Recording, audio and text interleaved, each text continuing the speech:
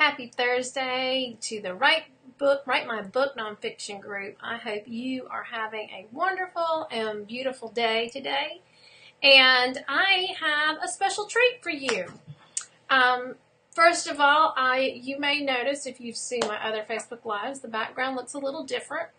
I have finally moved into our new home and somewhat settled. We're not quite settled yet. It's been quite the journey, and it's not over yet, but it will be on December 22nd. We finally get this house closed on. We've been having some issues with that, but it is almost over.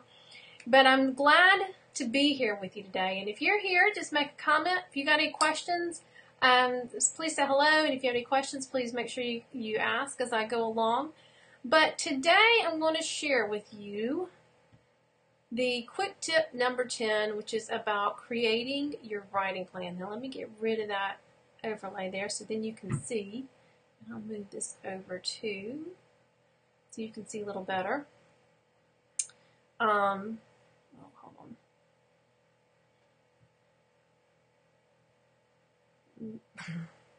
All right, I'm sorry. I'm trying to get this where. There we go. That's what I wanted it to do. I wasn't getting it situated just right, but I'm glad you're here today. I'm going to be talking about creating your writing plan for 2018. Can you believe 2017 is almost over?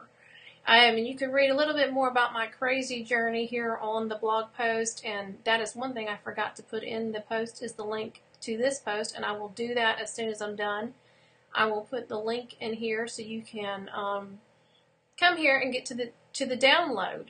But today we're going to be talking about a writing planner that I created to help you with your writing. And what, let's see who's commenting here. Hey Jennifer, hey Lisa, hope you both are doing good. Glad you're here.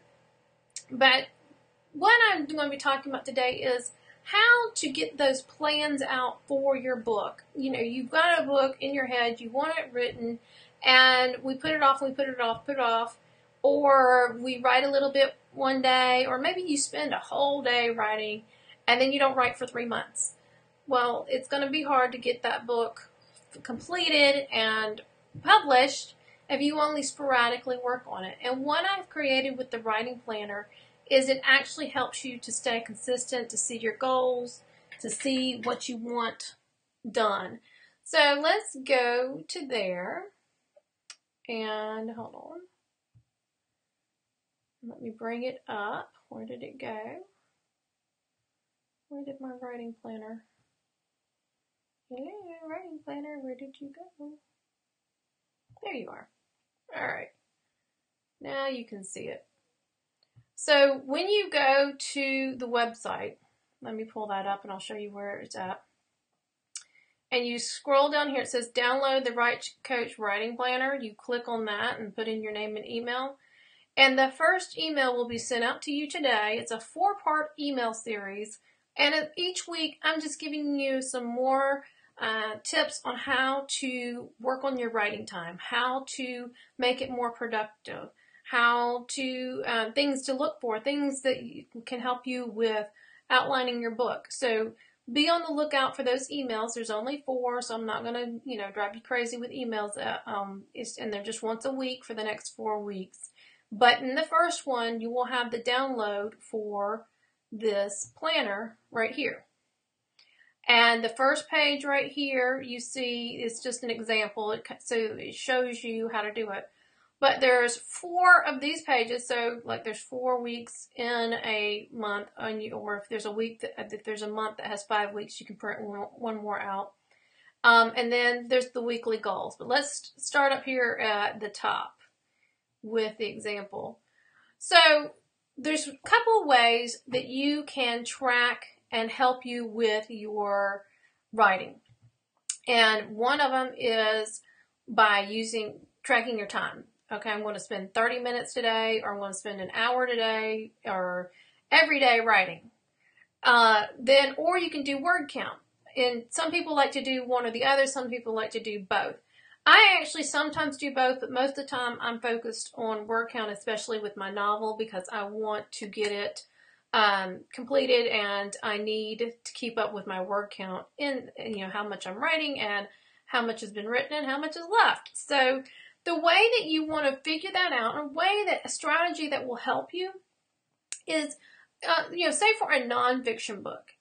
Typically, a nonfiction book is in the 50 to 70,000 word range, usually 50 or 60. Depends on the book, but 50 to 60,000 words is typical. But if you have no idea how many words, you're just starting out, how many words your book's going to be, say, like my first devotional, I knew it was going to be a 12-week devotional, and I was doing 5 days of content and an introduction each week. So in each devotional was anywhere from 500 to 700 words. So what I did is I actually kept up by chapter. If that works for you, you can keep it up by, keep up with my chapter. But a way to figure it out is, okay, I'm going to do 12 chapters. That's 72 entries that I've got to do. And that meant that I needed to write 72 days worth of content, essentially, besides the stuff at the beginning of the book and the back of the book. But the main content of the book was going to be 72 days worth of content. So if I wanted to get a chapter done, it took me approximately 2 weeks to write one chapter, because obviously I'm not sitting writing it 8 hours a day. Most people, we don't have that much time, or you can't focus that long. I can't focus for 8 hours on writing. 3 to 4 is my max, and then I need a break and do something different. And that's it. You've got to figure out, what days and what time is best for you. Some of us, staying up later, it works. Some of us, getting up early works better to write. Make that commitment and appointment with yourself. Schedule that time with yourself. Then the next thing you want to do is make that time productive. What am I going to work on today? So that you're not sitting at a blank screen going, I have no idea what to do next.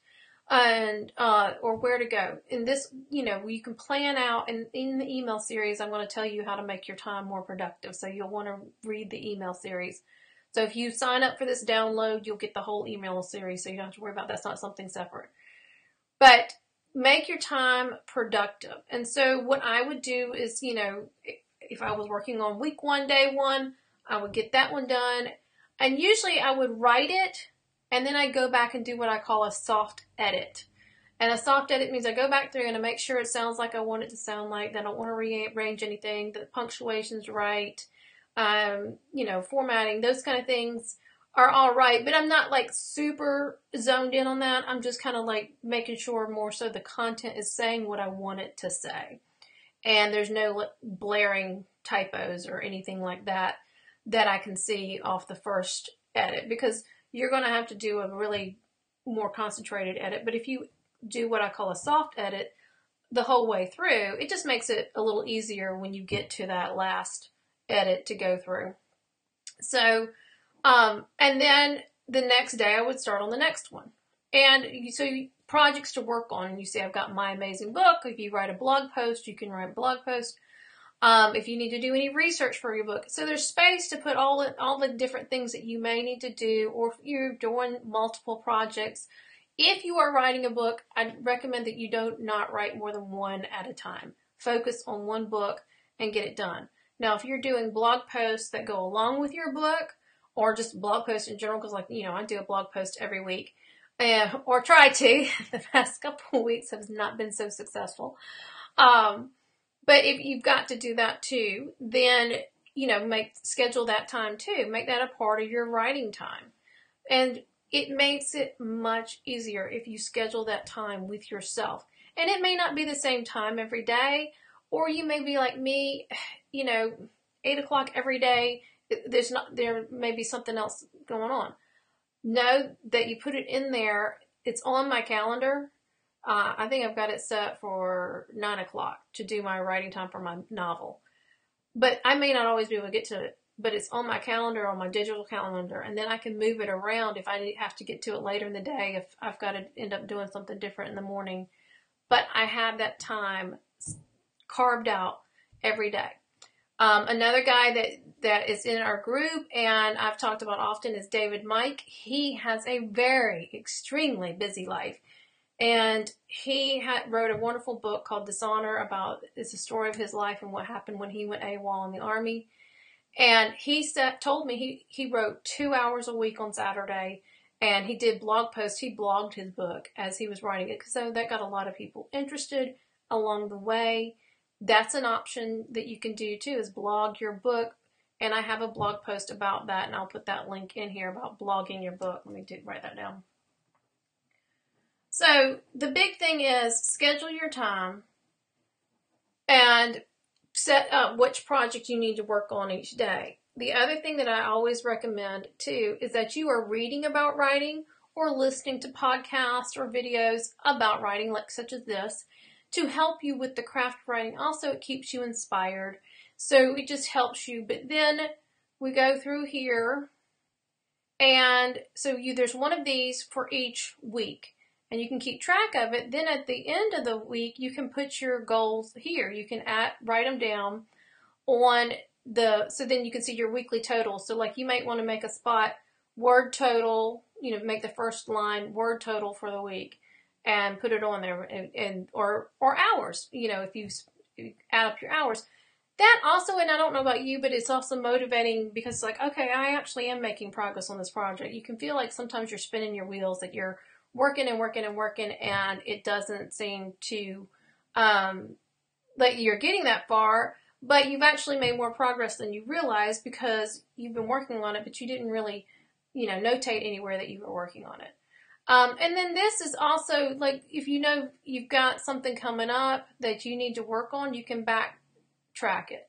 And back to I just realized I didn't finish my strategy with you. So you have the 12 chapters and you can write 2 chapters in a week. Then plan that out, and that's so the book is going to take you 24 weeks to write. So that way you can set an end date, an end goal, and everything can be fluid. Things may happen in those 24 weeks and it may end up being 26 or 28 weeks by the time you actually get your book completed. But you have a goal in mind, and it's one of those things, if you shoot for nothing, you'll hit it, So you have a goal in mind, a plan in mind in place, and if your goal is to write a book in 2018 and complete it, then this will help you get to that point. So I hope that this has helped you, and you can download this and print it out, and it will help you. Then you can just write in here everything that you need. What I like to do is I keep it on a clipboard, and then I can just it sits on my desk, and I can just pull it up at the end of the day. And the other thing I did is I make a reminder in my phone, if you're one of those that likes reminders on your phone or sticky notes somewhere, that hey, write down your word count for today. And that way that reminds me to go and write this word count down so I don't forget to write my word count down. So, or track my time, whichever way that you decide to do it, whatever one works best for you.